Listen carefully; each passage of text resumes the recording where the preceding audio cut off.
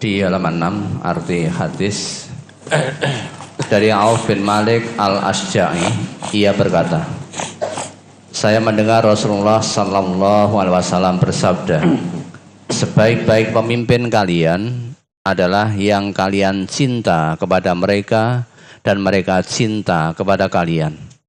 Kalian mendoakan mereka dan mereka mendoakan kalian. Dan sejahat-jahat pemimpin kalian ialah yang kalian membenci mereka dan mereka membenci kalian. Kalian melaknat mereka dan mereka melaknat kalian. Para sahabat bertanya, ya Rasulullah, bolehkah ketika itu kami melawan mereka? Rasulullah sallallahu alaihi wasallam menjawab, jangan selama mereka tetap menegakkan sholat. Jangan selama mereka tetap menegakkan sholat.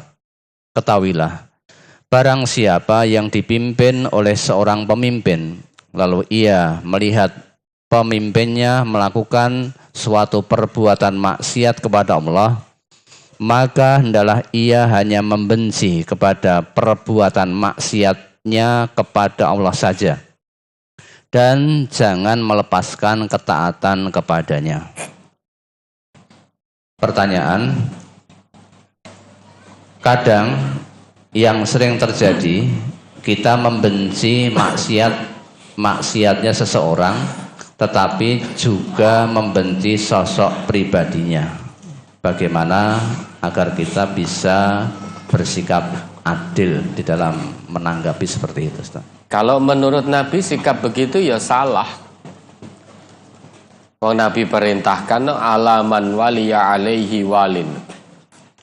Ketahuilah, siapa yang dipimpin oleh seorang pemimpin, faro'ahu ya'ti min syai'an min maksiatillah, kemudian dia melihat pemimpinnya berbuat sesuatu bermaksiat kepada Allah, fal yakrah ma ya'ti min maksiatillah, hendaknya dia benci perbuatan pemimpinnya yang bermaksiat kepada Allah. Wala yansi'anna yadan min ta'ah, tapi jangan melepas ketaatan. Maksudnya selama kebijakan pemimpin itu benar, tetap ditaati. Kalau dia bermaksiat, kita benci dengan maksiatnya, kebijakan maksiatnya tidak kita taati.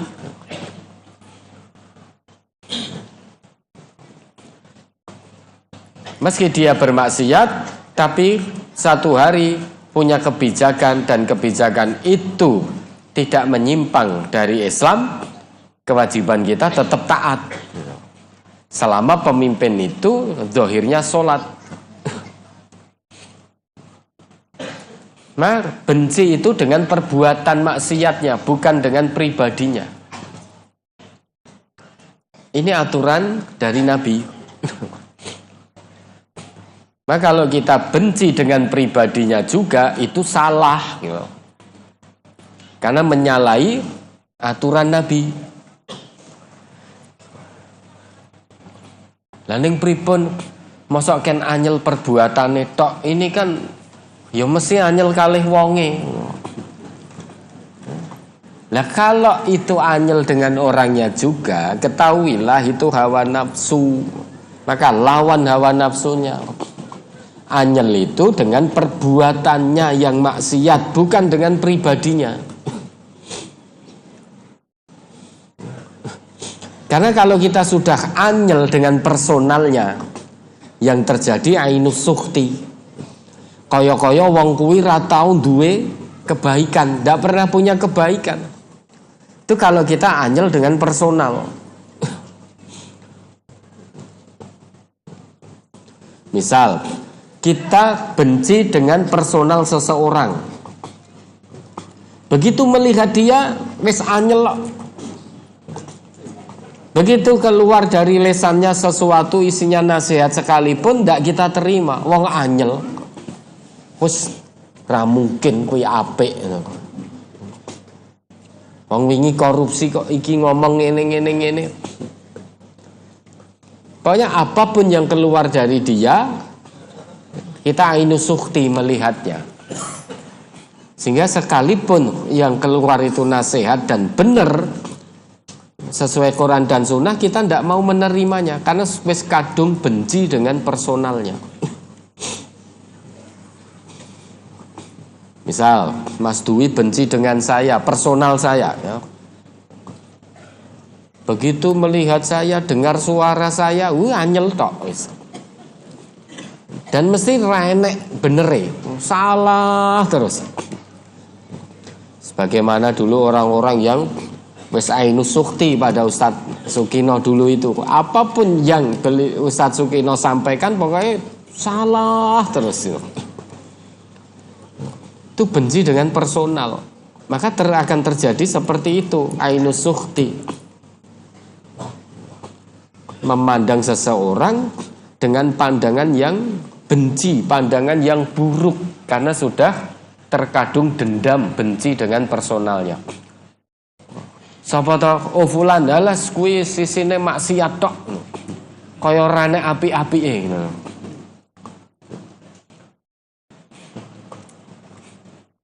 Padahal kita ya tidak pernah memberi nasihat.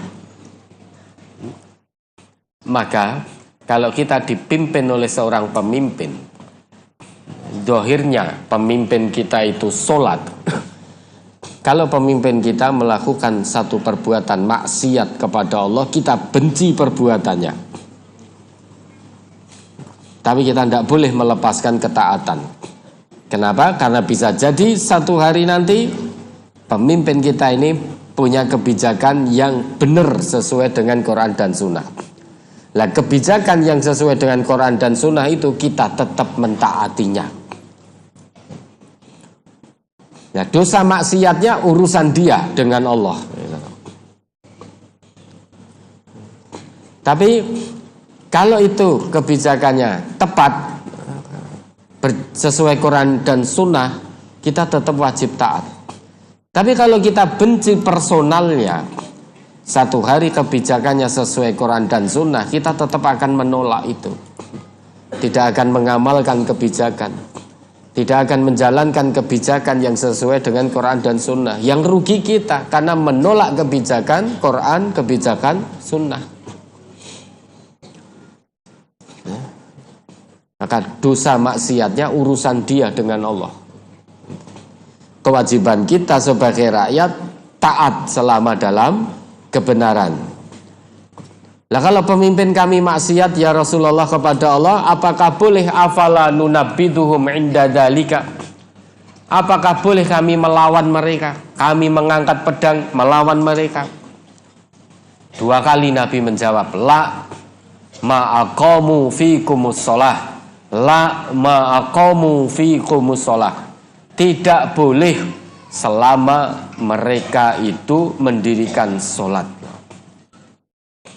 Selama pemimpinmu itu dohirnya mendirikan sholat, maka kamu tidak boleh melawan pemimpinmu dengan mengangkat pedang.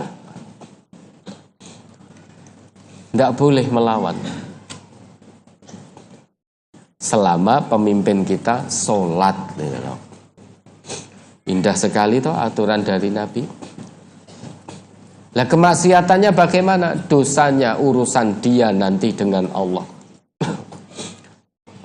Diampuni atau tidak urusan Allah. Tapi kalau tidak tobat nasuha, Allah berjanji pasti tidak akan diampuni. Karena syarat untuk diampuni dosa dari kemaksiatan yaitu tobat nasuha. Siapa yang tobat nasuha dari kemaksiatan pasti diampuni oleh Allah. Itu janji Allah. Yang tidak tobat ya diazab oleh Allah. Itu juga janji Allah. Maka kita benci perbuatan kemaksiatannya. Tidak boleh benci personalnya. Sulit iya kalau hati kita tidak khusyuk, sulit. Tapi hati ini kalau khusyuk mengikuti apa yang menjadi sabda Nabi, nasihat Nabi ini, insya Allah ringan, mudah dilaksanakan. Oh fulan bermaksiat, saya benci dengan kemaksiatannya, tapi saya tidak benci dengan personalnya. Karena bisa jadi hari ini bermaksiat, besok tobat. Tapi kalau kita sudah benci personal, orang itu sudah tobat sekalipun dengan tobat nasuha, tetap kita ketemu ya masih benci. Padahal orang itu sudah tobat nasuha.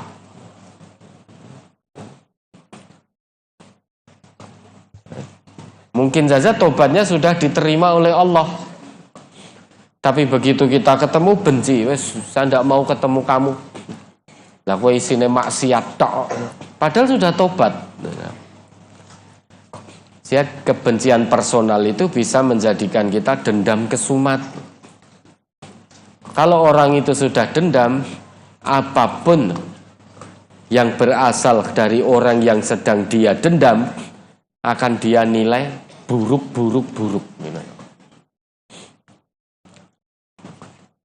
Maka tidak boleh kita benci personal. Perintah Nabi itu benci dengan perbuatan maksiatnya. Benci dengan korupsinya, bukan benci dengan personalnya.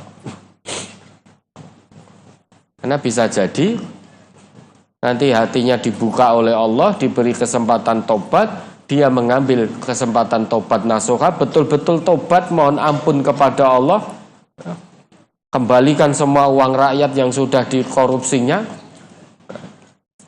dan juga sudah menerima hukuman di negeri ini, misalkan betul-betul tobat, dia ingin kembali kepada Allah, memperbaiki diri, masa iya kita masih benci? Wong dia sudah berbuat taat pada Allah, misalkan begitu. Kalau kita benci personal itu, orang ini akan maksiat atau taat, kita tetap benci, sehingga tidak bisa objektif. Ya, itulah indahnya Islam. Sampai Nabi saja melarang umat beliau membenci personal orang yang sedang bermaksiat kepada Allah. Perintah Nabi, benci saja perbuatan maksiatnya. Jangan benci personalnya. Dan tidak boleh melawan selama secara dohir terlihat orang itu yang sedang kita benci perbuatannya itu masih mendirikan sholat. Ya, ada lagi.